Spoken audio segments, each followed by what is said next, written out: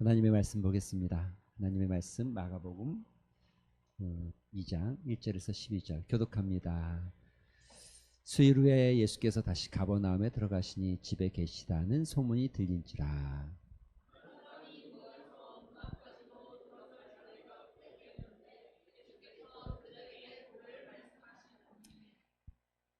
사람이 한 중풍병자를 네 사람에게 메어 가지고 예수께로 올세.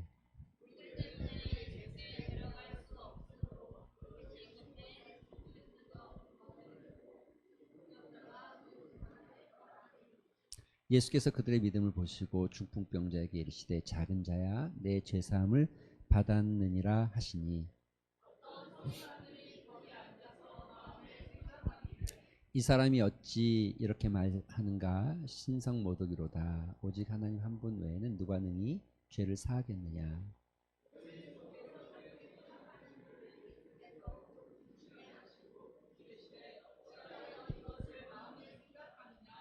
중풍병자에게 내 죄사함을 받았느니라 하는 말과 일어나 내 상을 가지고 걸어가라 하는 말 중에서 어느 것이 쉽겠느냐?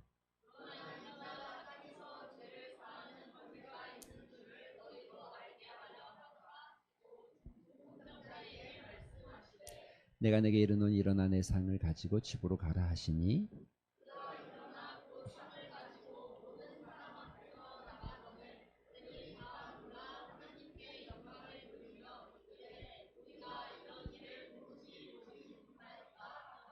아멘. 할렐루야. 옆 사람에게 한번 축복하겠습니다. 당신 가운데 말씀이 살아 역사하기를 소망합니다. 할렐루야. 예. 방송실도 이제 그 앞으로 나오셔서 예배 드려도 돼요. 그 앞에. 예, 나오셔서.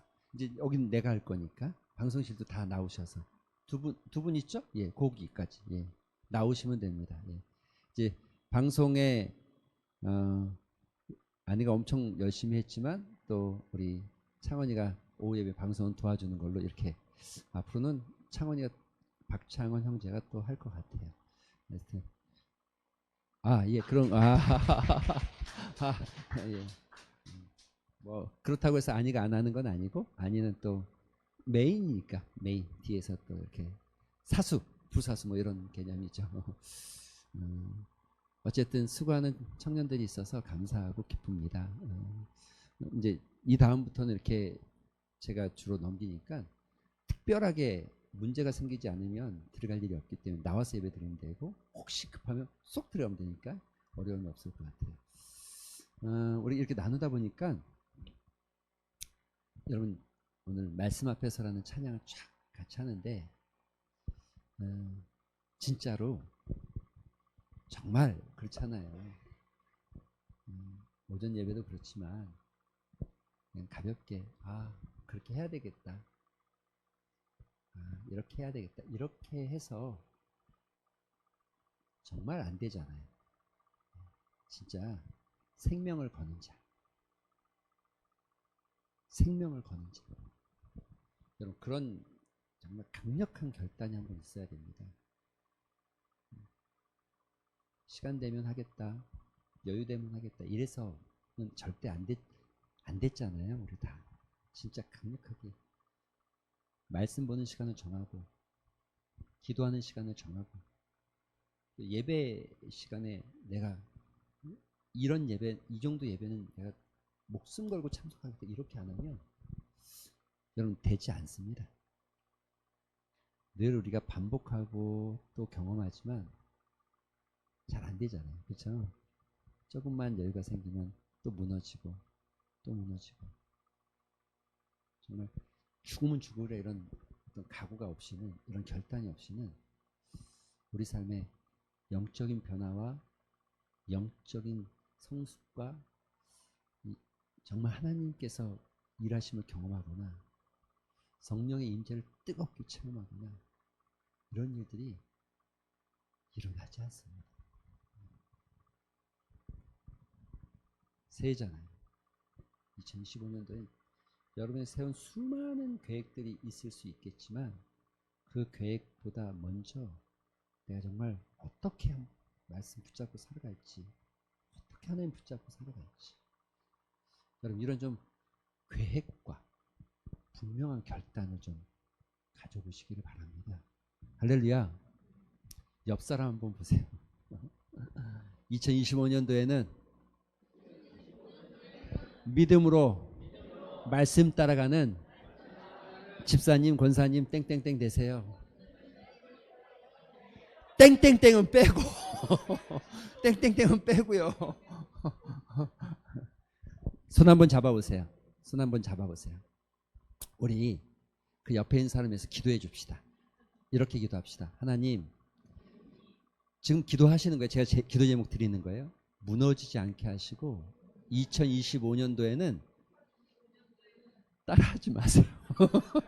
아니 기도 제목 주는 거라니까요. 자, 이 기도 제목 가지고 기도하자는 거예요. 자, 다시 이게 잘 들으세요. 2025년도에는 내 손을 잡고 있는 집사님, 권사님, 장로님, 청년이 반드시 예배와 말씀과 기도 가운데 승리하게 해주세요. 그래서 하나님의 놀라운 축복과 하나님의 크심을, 하나님의 그 크심을 경험하는 한 해가 되게 해주세요. 이렇게 지금 같이 우리 잠깐 합심해서 그렇게 좀 기도하는 시간 가질 거예요. 예, 기도할 거예요. 예, 우리 옆 사람 손 좀 잡아보세요. 괜찮아요. 좀 잡으세요. 예, 예. 자, 우리 잠깐 한 1분 정도만 그렇게 손잡은 사람을 위해서 기도하는 시간 같으면 기도하겠습니다. 아버지 감사합니다. 아버지 정말 우리 삶이 믿음만 따라가는 삶이 아니라 살아 역사 하나님의 역사를 만들어 주십시오. 하나님의 일하심을 주님이 주목해주는 삶이 주님이 주목해주는 삶이 예배와 말씀과 기도의 삶이 하나님을 높이는 삶이 주님 역사하여 주시옵소서. 아버지도 오시기를 소망합니다. 아버지 붙잡고 기도하는 모든 기도 제목이 반드시 그대로 되어지는 은혜가 있게 하여 주시옵소서. 이 모든 말씀을 살아계시고 역사하시는 일을 행하시고 그 일을 성취하시는 우리 구주 예수 그리스도의 이름으로 기도합니다. 아멘. 네, 할렐루야. 옆 사람에게 박수 한번 해봅시다. 예. 우리가 계속해서 보는 게 뭐냐면 예수님이 뭘 주목해 보는지, 예수님은 도대체 뭘 보시는지, 우리의 무엇을 보시는지, 우리의 외모를 보시는 것도 아니고 우리의 가진 것을 보시는 것도 아니고 우리의 어떤 능력을 보시는 것도 아니잖아요. 이미 우리가 여러 번 말씀을 드렸지만 예수님이 보시는 것은 믿음이었어요. 백부장의 믿음. 말씀만 하시면 나도 내 밑에 수하가 있는데 말하면 그가 오면 내가 오라고 하면 그가 오고 가라고 하면 가는데 주님 말씀하시면 여기서 말씀하셔도 저 멀리에 있는 내 집의 하인이 나을 걸 믿습니다. 참 대단한 믿음이잖아요. 주님이 이스라엘에 많은 사람이 있었지만 이만한 믿음을 보지 못했다 말할 만큼 백부장의 믿음, 다른 걸 보지 않았어요. 이방인이라는 걸 보지 않았고 백부장이 가지고 있었던 어떤 권세와 어떤 위용과 어떤 전투력을 평가한 게 아니라 믿음을 보셨어요. 또 여러분 기억하시죠? 한 어부의 순종. 사람들은 그가 낚아 올린 많은 물고기에 초점을 맞추지만 그러나 예수님은 그가 자기의 말에 순종하고 깊은 곳으로 가서 그물을 내리는 그 순종의 모습을 보시는 거예요. 베드로는 이 순종이 그의 삶을 완전히 바꿔서 새로운 삶을 살게 만들어요. 새로운 역사를 만들어요. 물고기 낚는 사람이 아니라 사람을 살리는 사람, 사람을 낚는 어부가 되겠죠. 여러분 기억하십니까? 한 여인의 전심으로 주님을 바라봤던 말. 정말 전심으로. 딱 이거잖아요.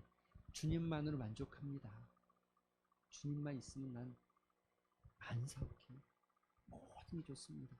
주님만을 향해서 눈을 조금도 떼지 않는 거예요. 제가 이 얘기할 때 여러분에게 이 얘기 말씀드렸는데 기억하실지 모르겠는데 진짜 저희 집 강아지 얘기했거든요. 응? 이름이 보숑이에요. 보숑. 이보게 이보개 뭐 이래가지고 개니까 저보게 이보게 해서 그 개인데 그 종자가 좀 이렇게 섞여서 이렇게 비숑하고 좀 믹스견이에요. 그래서 숑자를 붙여서 이보숑인데 얘가 주인을 얘 그냥 잡종이에요. 잡종. 근데 참 똑똑해요. 부르면 오고 멀리서도 주인의 휘파람 소리를 들으면 손살같이 달려오고 집으로 가라 그러면 가고 그래요. 한 가지 흠이 있다면 먹는 걸 너무 좋아해가지고 밥상만 딱 앉아서 내가 밥을 먹기 시작하면 진짜 1초도 다른 데를 안 봐요. 이러고 보고 있어요. 내가 너 막 이렇게 뭐라면 이제 눈빛을 알거든요. 살짝 내려요. 내리지만 이러면서도 보고 있어요. 근데 제가 그 강아지 보면서 느끼는 게 이렇게 주님 봐야 됩니다. 이렇게 주님 바라봐야 됩니다. 이렇게 주님 그분만을 만족해 하고 시선을 떼지 않아야 됩니다. 이런 마음이 들 때가 참 많아요. 한 여인의 전심으로 주님을 향한 마음. 주님은 그 여인의 그 모습을 칭찬하신 겁니다. 여러분, 이 여인처럼 2025년도에는 주님만 바라보시길 바랍니다. 또 한 여인의 희생이 있었어요. 아무도 눈치채지 못했고 아무도 알아보지 못했지만 심지어 많은 사람들은 그 여인을 조롱할 만큼이라고 생각했을지 모르지만 이 여인은 자기의 것을, 여러분 희생은 반드시 나의 어떤 손해와 나의 어떤 결핍이 따라오는 거예요. 그러니까 희생과 그냥 나누는 건 다른 거잖아요. 먹고 남은 것을 배불리 먹고 나누는 것을 이런 걸 희생이라고 헌신이라고 얘기하지 않아요. 희생과 헌신은 자기의 어떤 아픔, 고통, 손해를 감수하게 돼 있어요.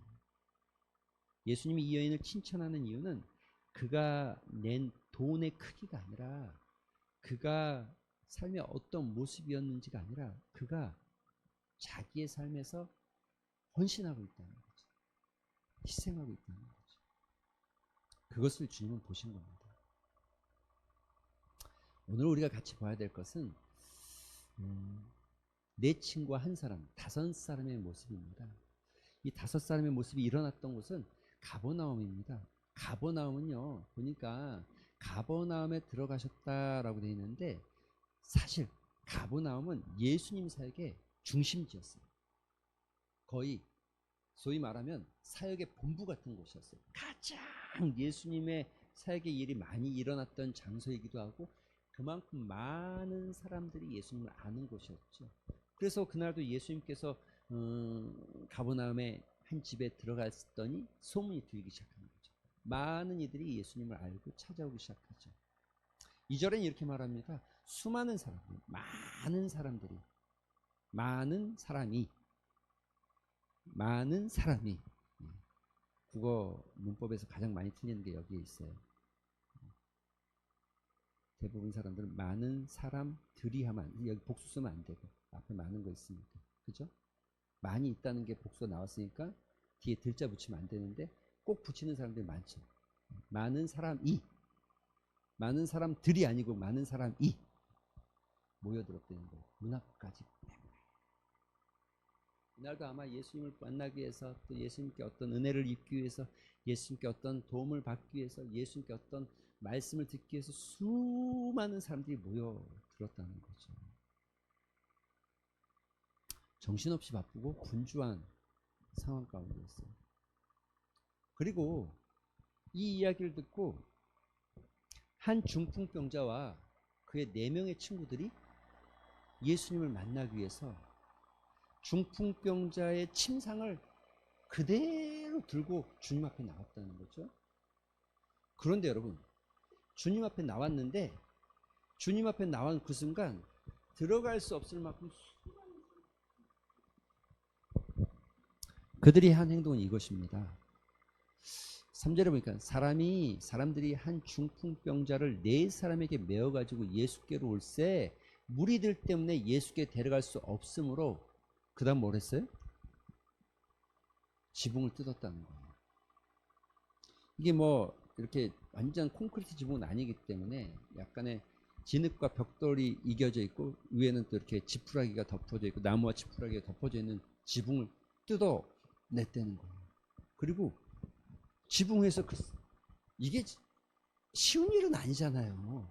이게 뭐 두레박 하나 내리는 게 아니잖아요. 한쪽에 기울어도 안 되는 거잖아요. 침상을 달아서 내렸다는 거예요. 여러분, 근데 이 이야기를 들으면서 되게 담담하게 듣고 굉장히 편안하게 얘기를 듣는 것 같은데, 여러분, 이거는 굉장히 충격적인 얘기예요. 사실은 생각을 해보세요. 우리가 갑자기 지금 여기서 예배를 막 드리고 있고 사람들이 막 듣고 은혜를 받고 하나님 찬양하고 있는데 갑자기 부시럭부시럭 거더니 구궁구궁 거리더니 지붕에서 흙이 막 두두두두두 떨어지기 시작하고, 아니 생각을 해보세요 한번. 그러면 여러분 어떤 생각 하시겠어요? 야, 뭐 신기하다 뭐 이러지 않을 거 아니에요. 좀 뭐 하는 짓이야? 뭐 하는 짓이야? 왜 저래 왜 저래 왜 저래? 지금 거룩한 예배를 방해하네?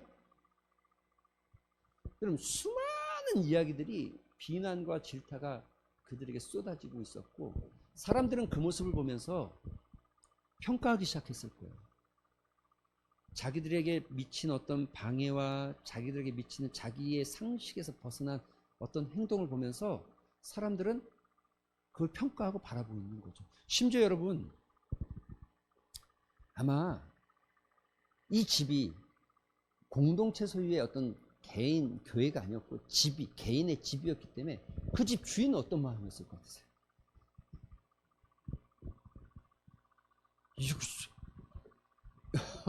좀 과장되게 표현하면 죽여 살려 이러는 거죠. 좀 말도 안 되는 일을 좀 하고 있는 거잖아요.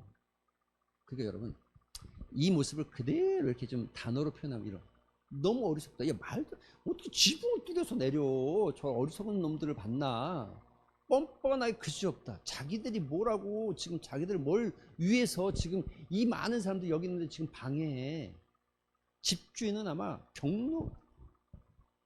말도 안 되는. 그리고 사람들은 이런 얘기 했을 거예요. 이 이야기를 보면서 평생의 이야기거리로 삼았을 것 같아요. 내가 어때 예배, 야 그런 일, 야 말도 안 되지 않냐? 웃기지 않냐? 참 진짜 바보스럽지 않냐? 막 이러면서 약간의 허풍도 좀 넣어가면서 사람들이 그런 일 있잖아요. 여러분들에게도 우리도 그런 평생의 이야기거리 사람들 만나면 그만큼 충격적인 이야기죠. 충격적인 상황이죠. 그리고 이것을 좀 정리하면 많은 사람들은 이 상황 속에서 아마 매일 뻔뻔하고 어리석은 바보 같은 5명을 보고 있다고 생각할 겁니다. 잘한다고 박수 칠 사람이 하나도 없죠. 누구 하나 없죠. 그런데 이 상황 속에서, 이런 상황 속에서 주님은 뭘 보셨냐는 거예요. 오늘 본문에 보니까 이렇게 돼 있죠. 같이 읽어볼까요? 시작.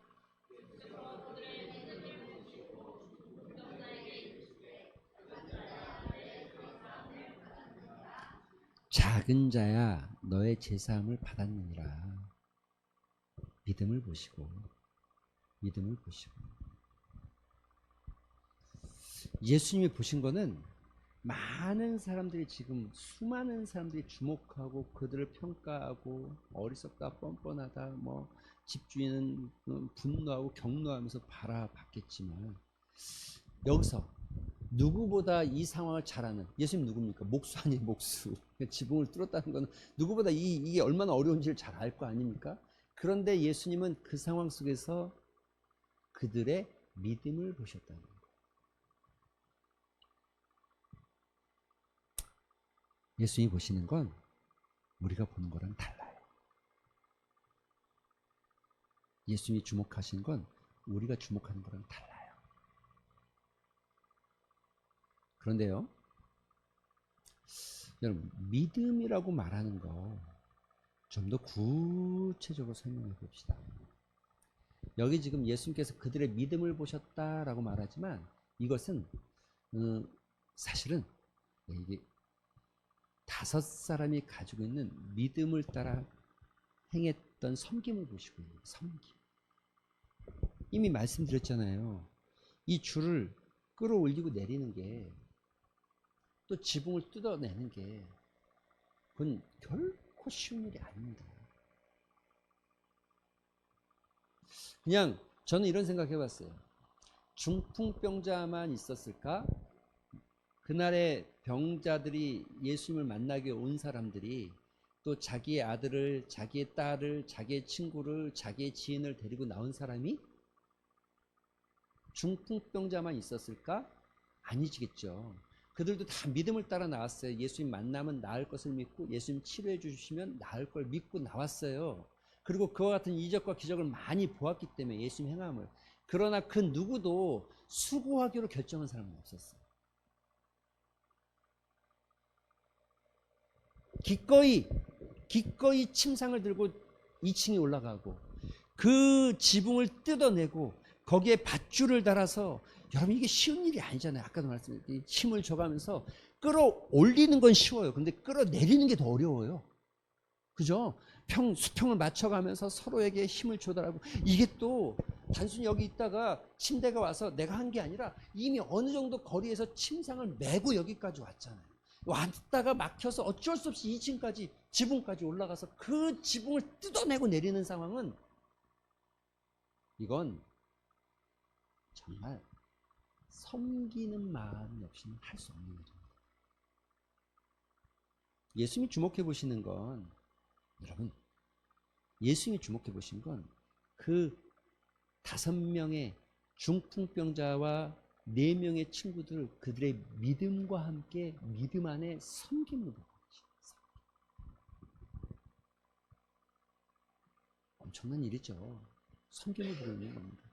그래서 여러분, 이런 말이 있어요. 친절이란 귀머거리가 들 수 있고 맹인이 볼 수 있는 언어다. 섬김은 맹인과 귀머거리에게도 통하는 사랑의 모습입니다. 섬김은 모두에게 전하는 사랑의 메시지입니다. 이런 말도 있죠. PPT 순서가 다 만들어 놓은 게 아마 보낼 때하고 또 정리될 때하고 좀 달라서 그럴 것 같긴 한데, 믿음은 가질 수 있으나, 우린 이런 사람들을 많이 봅니다. 믿음을 가지고는 있으나 섬기지 않는 사람들. 여러분, 그 수많은 사람들 중에는 절대로, 물론 100%는 아니지만 주님을 향한 믿음을 가지고 나온 사람들이 수없이 많을 겁니다. 그죠? 이미 말씀드린 대로 병자와 또는 귀신 들린 자나 또는 어떠한 특별한 기도의 제목을 가지고 주님 앞에 나와서 고쳐주기를, 또 회복시켜주기를 소망하는 마음으로 나온, 믿음을 들고 나온 사람이 수많은 사람들이 많을 겁니다. 하지만 그날 기꺼이 땀 흘리기를 결정하고 수고한 사람들은 이 중풍병자와 내 친구뿐이 없다는 거죠. 주님이 그들을 향해서 이렇게 말하는 거예요. 뭐라고요? 믿음을 보시고, 그런데 이 믿음은 그들의 섬김을 보시고. 감동적이지 않습니까? 많은 사람들이 믿음을 가지고 있지만 섬기지 않을 수 있습니다. 믿음을 가졌다고 해서 다 섬기는 게 아니에요.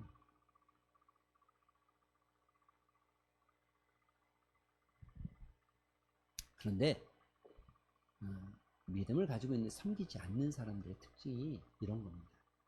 섬기지 않을 때 믿음의 사람은 자기 중심적 사람이 되어져 갑니다. 자기 중심적.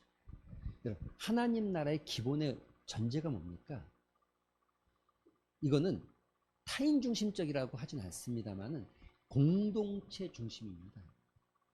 여러분, 자꾸 말씀드리지만 하나님이 이루실, 하나님이 꿈꾸고 하나님께서 이루시는 것은 개인 한 사람을 구원시키는 데서 끝나는 것이 아니라 하나님 나라의 공동체가 세워지길 소망하는 게 있습니다.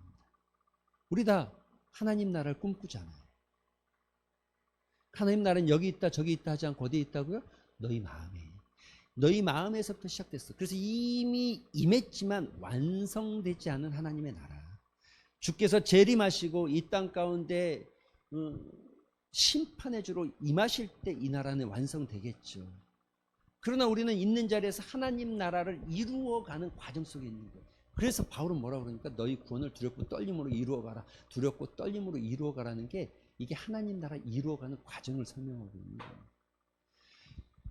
출애굽 백성들을 한 사람 한 사람씩 건져낸 게 아니라 그들을 민족적으로 건져내고 애굽을 통하고 홍해를 통하고 광야를 거쳐서 가나안에 들어가게 하시는 거예요. 섬기지 않으면 믿는 사람도 자기중심적 신앙에 빠져들고 자기중심적 사람으로 살아가게 됩니다. 그래서 예수님은 다른 사람의 어려움과 다른 사람의 그 수고로움을 섬기는 그들의 수고를 여기 리을이죠. 수고을이 아니고 르이죠. 수고를 보신 거예요.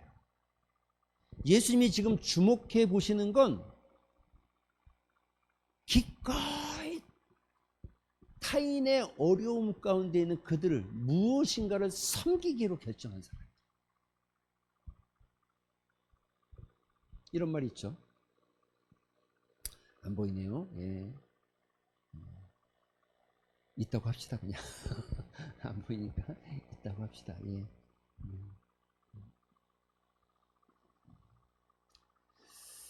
좀 넘어가 볼게요.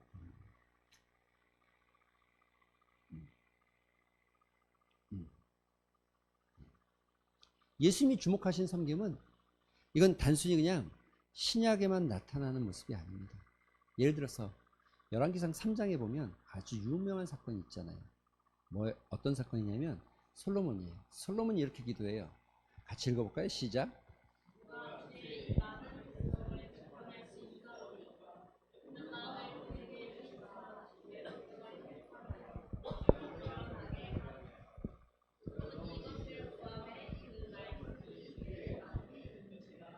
하나님이 솔로몬의 기도를 너무 기뻐하셨어.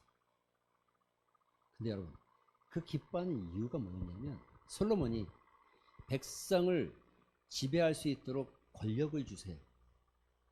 전쟁에서 승리할 수 있도록 힘을 주세요. 우리나라가 부강할 수 있도록 재력을 주세요. 기도한 게 아니라 솔로몬의 기도는 백성을 잘 도와주고 싶고 그들을 잘 섬겨주고 싶은데 듣는 마음을 주시고 그들을 잘 섬길 수 있게 지혜를 주세요. 이게 하나님께서 솔로몬에게 그 기도를 보고 감동하신 이유죠. 여러분, 섬김은 단순히 그냥 어떤 세상에서 말하는 기준이 아닙니다. 갈라디아서 5장 13절에 보면 형제들아 너희가 자유를 위하여 부르심을 입었나니 그러나 이 자유로 여러분 자유를 위해서 부르심을 입었다. 이게 무슨 뜻입니까? 주 안에서 복음 안에서 이제 여러분은 영적 새 생명을 얻었고 이제 여러분은 구원의 백성이 되어졌고 이제 여러분은 죄와 사망의 법이 여러분을 다스리지 못하는 존재가 되었습니다. 그런데 이런 존재가 된 이유가 뭡니까? 그러나 그 자유로 이렇게 된 이유로 육체의 기회를 삼아서 여러분 무슨 말이에요? 나 이제 죄져도 하나님 나 구원했으니까 뭐 기도하면 좀 나아지겠지. 설마 나 버리게 하겠어? 이런 기회로 삼지 말고 뭐 하라고요? 오직 서로 뭐 하라고요? 서로 뭐 하라고요? 종노릇하는 거. 이게 섬김이죠. 서로 종노릇하는. 이건 어쩔 수 없죠. 왜냐하면 예수님이 이렇게 말씀하셨어요. 내가 주와 또는 선생이 되어 너희 발을 씻혔으니 너희도 서로 발을 씻혀주는 자가 씻혀주는 것이 옳으니라. 내가 너에게 행한 것 같이, 내가 너에게 행한 것 같이 너희도 뭐 하라고요? 너희도 행하게 하려고 하여 내가 본을 보여줬다는 거예요. 예수님 우리에게 보여준 게 뭐라는 거예요? 전쟁에서 승리하는 권세의 모습을 보여준 것도 아니고, 어떤 지략가의 모습을 보여준 것도 아니고, 이 땅의 왕이 되어져서 통치하는 모습을 보여주는 것도 아니고, 나라는 이렇게 다스려야 돼, 학생은 이렇게 가르쳐야 돼, 뭐 이런 거 보여준 적이 없잖아요. 예수님이 보여주신 건 내가 친히 너에게 보여준다라고 말하면서 보여준 한 가지는 발을 씻는 모습이었대요. 왜? 주님이 오신 목적이 이겁니다. 여러분 같이 한번 읽어볼까요? 시작.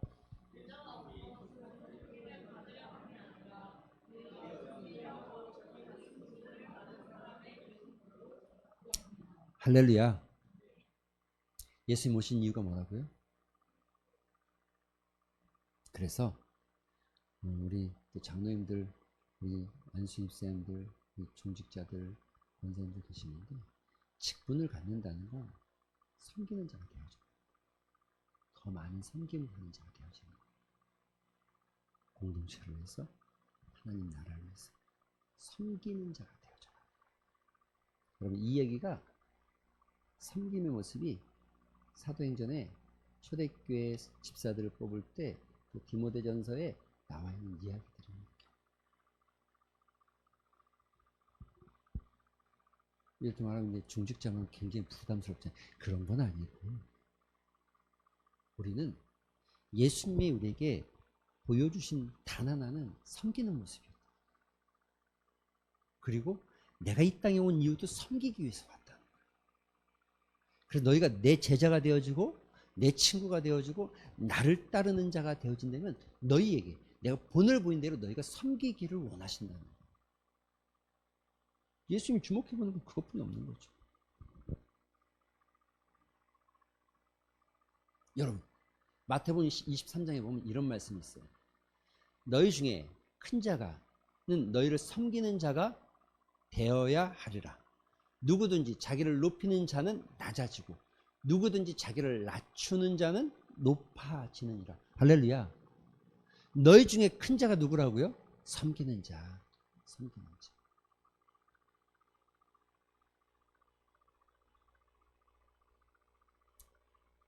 그래서 교회에서 주일학교 친구들에게, 중고등부 친구들에게 우리가 보여줄 수 있는 좋은 모습은, 이들이 학교 가서 또 뭐 자기 어떤 사회 속에서 절대 배울 수 없는 거, 그거 뭐예요? 섬기는 모습. 교회 와서 그거 배워가는 거예요. 그거 배우는 거예요. 서로 섬겨주는 걸 배우고, 서로 양보하는 걸 배우고, 서로 사랑하는 걸 배우고, 서로의 마음을 헤아려 아는 법을 배워가는 거예요. 이게 교회 주일학교의 모습이죠. 그리고 이걸 누가 보여줘요? 우리가, 장년들이 보여주는 그 모습.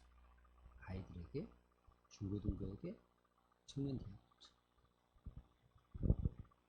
여러분 이렇게 말합니다. 한 번 더 읽어봅시다. 히브리서 6장 10절 말씀 시작.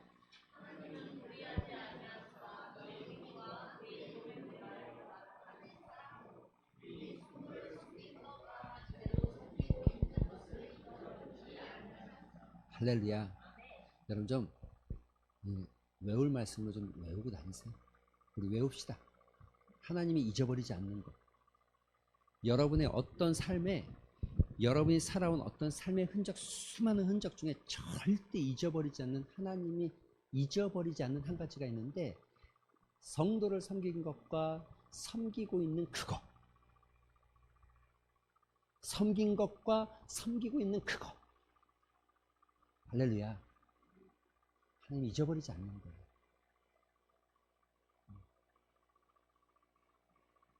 우리 삶에 하나님께 기억되어지는 인생, 예수님이 주목해보는 인생, 정말 예수님이 주목하면서 집중하여서 보는 것은 한 가지입니다. 그건 섬김이에요. 섬김. 왜냐하면 내가 본을 보였기 때문에, 왜냐하면 내가 이 땅에 온 목적이 그렇기 때문에.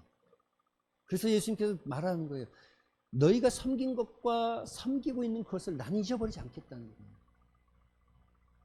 가끔 이런 기도합니다. 저도 누군가 저에게 밥을 사주면 대접을 받았잖아요. 주님, 저는 이분에게 갚을 게 없지만 하나님 기억하여 주시옵소서. 1000배로 하나님께서 갚아주시옵소서. 하나님, 사랑하는 권사님의 믿음을 기억하여 주시옵소서. 그의 섬김을 기억하여 주시옵소서. 여러분, 이게 얼마나 복된 일인지 아시겠습니까? 이게 얼마나 귀한 기도의 제목인지 아시겠습니까? 섬기는 것. 섬기고 있는 그것을 잊어버리지 않는 것. 사랑하는 성도 여러분, 옆 사람에게 한번 합시다. 이렇게 말합시다. 주님께 기억되어지는 삶 되세요. 섬기는 삶 되세요. 할렐루야. 같이 한번 기도 한 시간 갖겠습니다.